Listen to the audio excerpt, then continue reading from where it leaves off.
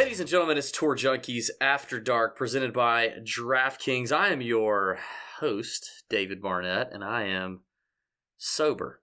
Pat, on the other hand, not so sober. But it's TJ After Dark. It's supposed to be that way for a reason. This is TJ After Dark. We're in the confines of our own home, ready to talk a little Northern Trust, ready to talk a little PGA Tour DFS. Yeah. Now, you may be saying to yourself, hey, wait a second. I thought the PGA Tour was done. It's, the Open Championship is over. NFL Football's is around the away. corner. Exactly. But you know what? What would you say, Pat, to that person who would say, you know what? PGA Tour is over. What am I watching these guys for? I would say, do you really care about watching some freaking preseason NFL games? Because guess what? Golf is all the way up right until the very end of preseason football and college football starting. So guess what? There is a lot to look at, and we got 8, 9 of the top 10 players in the field this week. So, or in the world, I should say. Reverse that, switch it around. 8 of the top 10 players in the world. So yeah, a lot of reason to be paying attention to golf. Don't care about preseason football. Doesn't matter. Did you see that game? The Falcons game? My God. Oh, God. That was terrible. Yeah. No.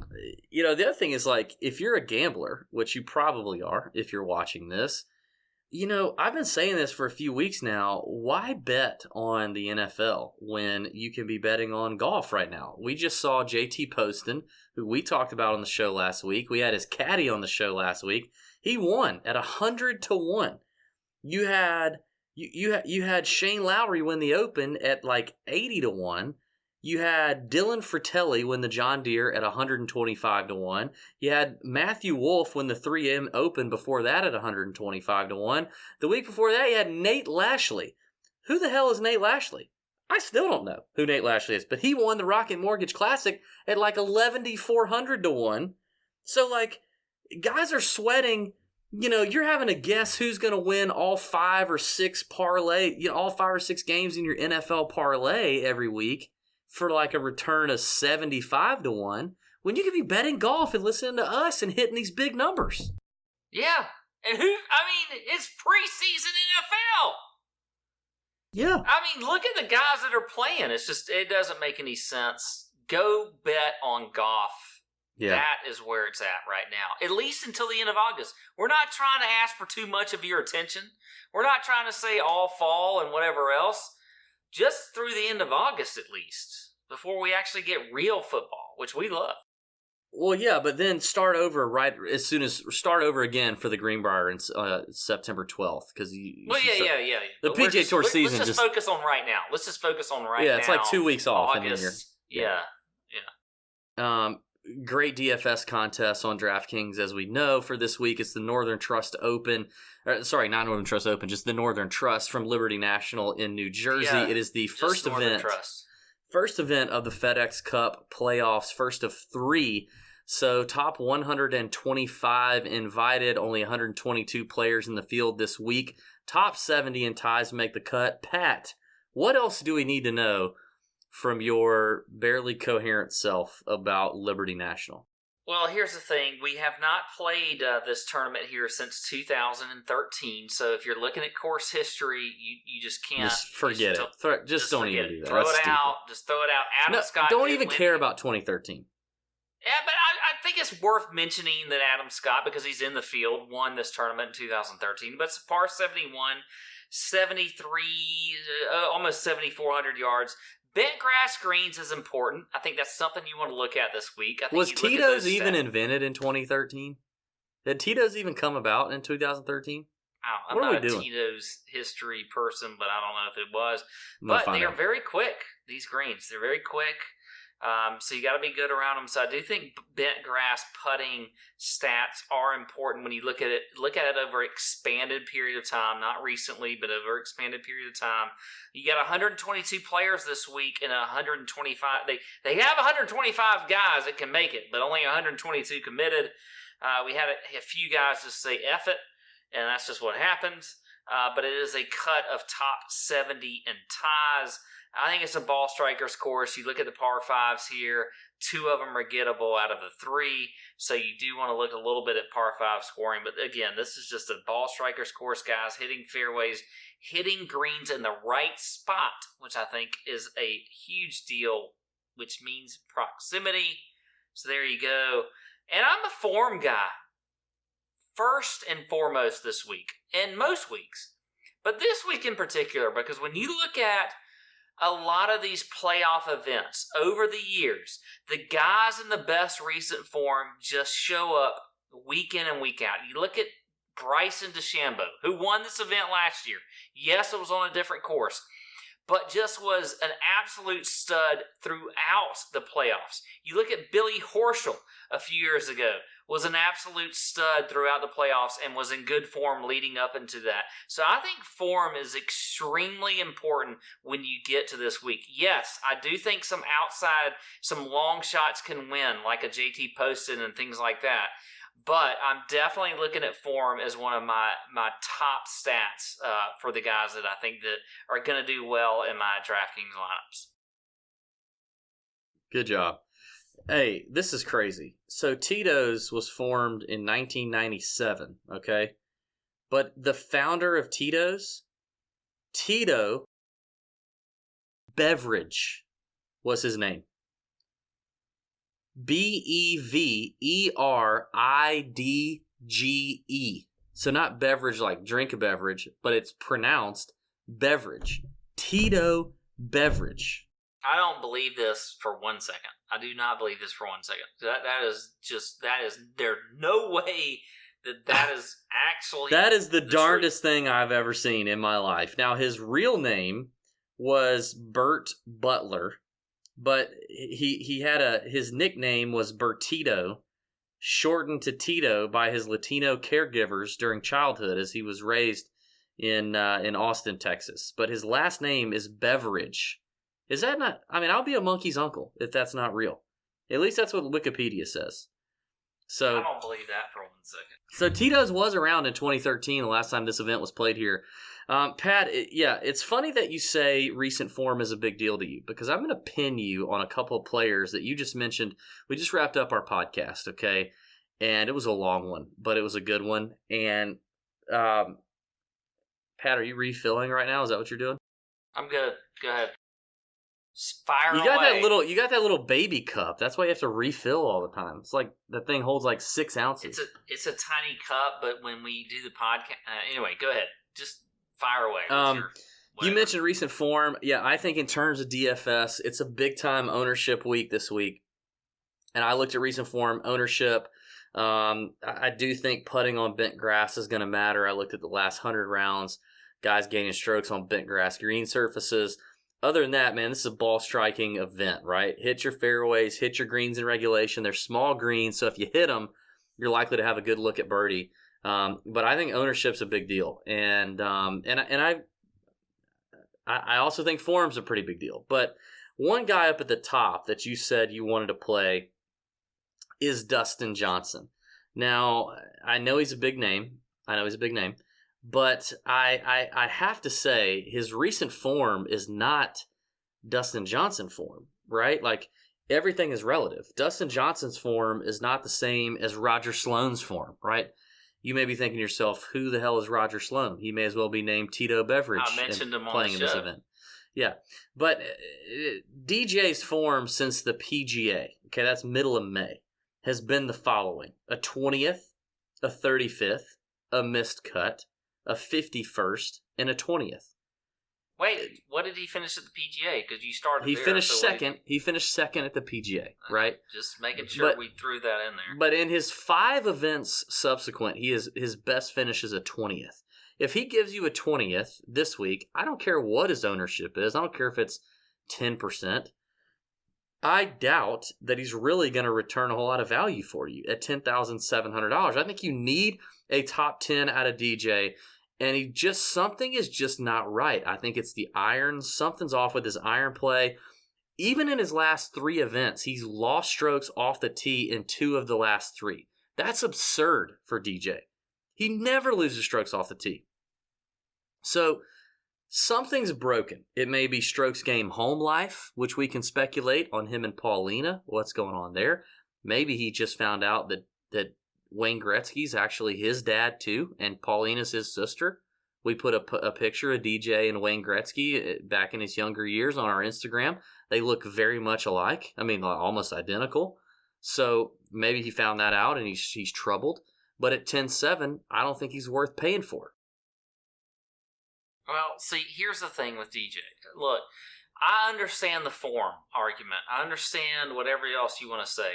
But you're getting a guy who is former number one in the world at 10-7, who is 6th in the field in ball striking, which you just mentioned a little bit ago. It was something you were definitely looking at as far as stats for this course. Look, the key has been with the driver for him. He just hasn't been that great with the driver. He's 100th in the field in driving accuracy. He hasn't been checking the box off the tee. But look, that can change at any moment. And we talked about bent grass greens. He's 20th in the field in putting on bent grass greens, so he's putting well there. And for a guy like DJ, he's just not going to be down for too long. He is just too good of a player to be, to not win, for one, or be in the top 10 or the top 5, which I think he can be in this week, top 10, top 5. I'm okay with that for a guy that can score a ton. And that's what you've seen with him. Actually, at the WGC, I don't know the numbers because this just came to me, but I remember he had probably one of the most birdies in the field at the WGC just a few weeks ago at the St. Jude, but he had a lot of big numbers on a course that you can have big numbers on. You can hit it in the water and whatever else. We saw that. And I just don't think we've seen the right circumstances for DJ to perform well. But I think it's opposite this week. I think this is a good course for him. I do like it. So at 10-7, and we're getting a little bit of a price decrease, and we're going to get ownership leverage for sure. I mean, we've seen that. You look at last week, I mean, he was, I don't know, less than 10%. He was 12% at the WGC in a 60-man event. He was 9% at the Open. So I think if you're getting DJ lesser owned on a course that's a better fit, he's still making birdies. He's still scoring. I'm okay with playing him at 10-7. So I do like him a lot. He is one of my favorite tournament plays this week on DraftKings. So I like it. And there you go. All right, the last guy I'm going to nail you on is an interesting move, and I think he's a guy that a lot of people like to talk about. His name is Eldrick Taunt Woods, a.k.a. Tiger Woods. I knew this was coming up. You would like to play a little Tiger after his missed cut at the Open Championship, where he admitted that physically he's not quite there. There's some concern with Tiger. There's definitely some concern with Tiger. So clearly you're playing the ownership angle here, right? $9,000 on DraftKings, you're playing the ownership angle. I'm playing the ownership. However, we have seen DraftKings price Tiger higher than normal. Higher than typical. I would say he's fair. He's almost fairly priced this week, whereas normally DraftKings prices him too high. So his ownership could be a little higher than it. I don't know that necessarily past ownership like 6% at the Open Championship is going to be a good indicator for his ownership this week with $9,000. I don't know, but if you look at the way he's played and just, he's so polarizing and his, everybody has an eye on him. So the ownership, I think, is even more, I think everybody sees Tiger more than they do anybody else. So they've seen that he hasn't done well in the last couple majors, in the last few tournaments. He was 18% owned at the U.S. Open. But other than that, he was literally around 10% for the Masters and everything else. But I like Tiger. And I think, look, if you look at his ball striking in general, he's just always been a great ball striker. I like that he's, if he's committed to an event, it means that he's committed to try and win that damn event. And that's just the way it is for Tiger. And if I'm going to get him in a look, it is. Yeah. Things will never be the same. That's just the way it is. Anyway, so Tiger, I think it's an ownership play for me. He's always been a great ball striker, and I like playing Tiger, so I'll do it. And All right. Okay. I don't care if you hate it. I All can right. give two craps about it. All right. We got to hustle up. Two poop emojis. You got anything to hit me on, or you love all my picks? Yes, I do have one. Jason Day. I don't understand. You talk about Jason Day on the pod. The guy, like, he could literally, he could get the sniffles. He could get. This is true. He could walk out. He could walk out the door and trip over a mouse. I don't know. Something could happen with Jason Day that we don't know. It's so like. I don't understand why you would even put your confidence in Jason Day. That was the only guy that I really had that I was kind of very anti-DB about. Trip over a mouse. Well, I guess you could say I think I'm going to get some ownership leverage on Day, even at $8,200. A lot of people are itching to play Patrick Reed, who is playing in his 8th event over the last 9 tournaments.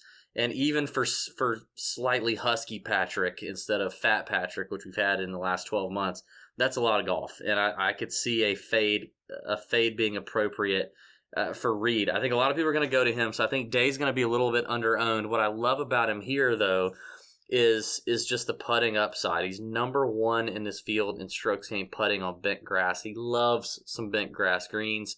The ball's going to roll pure. He's 2nd in this field in greens and regulation gained over the last 12 rounds. He's checking the box in strokes gained approach. Now, his recent results aren't great. I'll definitely acknowledge that. His recent results are not great. But, I think that is where you get the ownership leverage. And, I mean, he's had a top 10 in the last few weeks, which DJ, you can't say that for, and he's $8,200. Like, that's pretty cheap. So I don't know. I like the leverage and I like the value you get for a world-class player like Jason Day. He's got Stevie Williams on the bag now. He's the man. So there you go. Okay. All right. Let's get into some DK Sportsbook picks for the week. I've got 4. DK's they're not giving me my make cut odds anymore. I wish they would give me my make cut odds. But I got 4 picks here, and honestly, man, I'm heavy into the long shots here. I'm heavy. Okay. I'm got 7. I'm going to start off my card at 55. Are you allowed to say on this show? I'm not sure. We'll find out. Okay. I'm going to start off my card with a guy I hate, but I like the number. He is at 55-1 on DraftKings Sportsbook. That is Mr. Bryson DeChambeau. I'll scratch him off because that was one of my guys. Okay. So I'll scratch him off. I'm going to talk about. We were on him last season when he won this event at a different golf course at 80-1. I feel like Bryson is an interesting candidate here. At 55-1. I think he's going to get up for the playoffs. He almost won the 3M Open a few weeks ago. Form's been kind of hot or cold, but I think I like that number. But honestly, man, like, I know this is an event where there's a lot of studs, but a 122-man event, I've got a couple guys here at some long numbers who have won this season, and they are ball strikers, and they hit it a long way. And I just think that any of these guys can get hot, and the number's too big.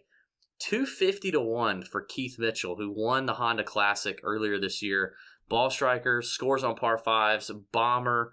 250-1 is a lot. He prefers bent grass and Bermuda surfaces when it comes to putting.